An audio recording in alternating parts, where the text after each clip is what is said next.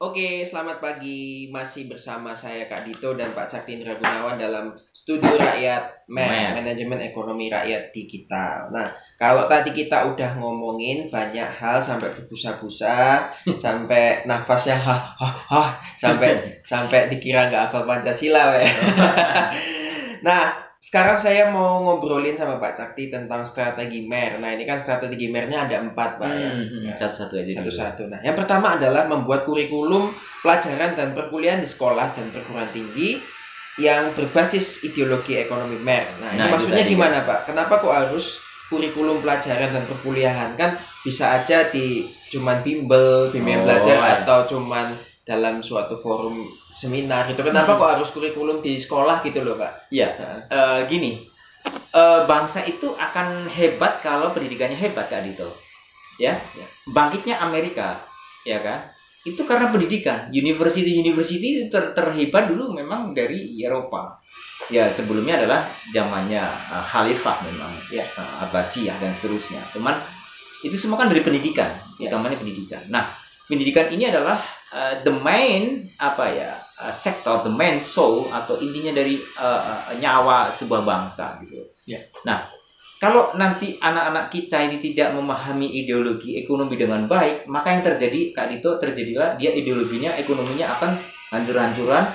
Dia tidak peduli lingkungan, dia hanya main HP. Dia main game melulu, dia main TikTok, dia main YouTuber, tapi dia nggak peduli atau nggak peka terhadap orang sebelahnya, kakek-kakek mau meninggal karena kelaparan, sebelahnya tetangga nggak punya uang untuk beli beras, ataupun sebelahnya orang mungkin kecelakaan mau dirawat tapi nggak punya uang sehingga mati karena nggak ada yang menolong, kan gitu ya. Sistem ekonomi yang macam itulah yang membahayakan sebuah negara gitu ya.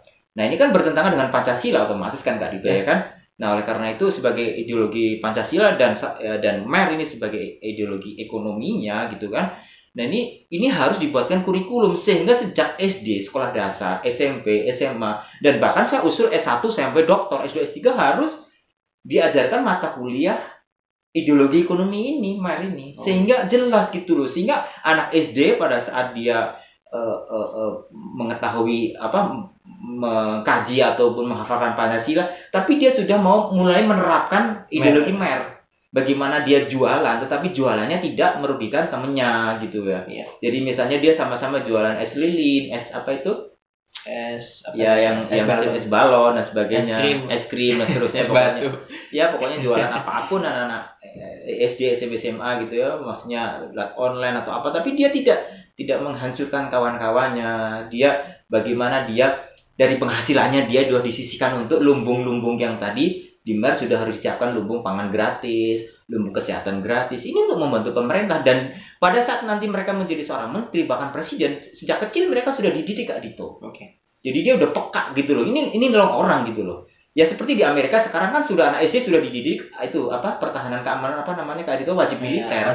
Iya, anak SD itu sudah dilatih nasionalisme di sana, Kak Dito. Sehingga pada saat SD mereka sudah dilatih baris berbaris, masuk hutan, kemudian istilahnya bergelantungan di pohon, fisiknya dikuatkan hasilnya, sehingga pada waktu dia menjadi seorang menteri, seorang presiden, dia cinta tanah airnya tinggi. Coba deh bayangin kalau anak SD nggak diajarin cinta tanah air, gimana nanti jadi menteri, gimana jadi bupati, gimana jadi gubernur. Nah, dia jual semua aset negaranya nanti, Kak Dito. Jangan nanti jual tanah airnya juga. Jangan-jangan jual sungai-sungai di daerahnya itu, Kak Dito. Wah, bahaya kan.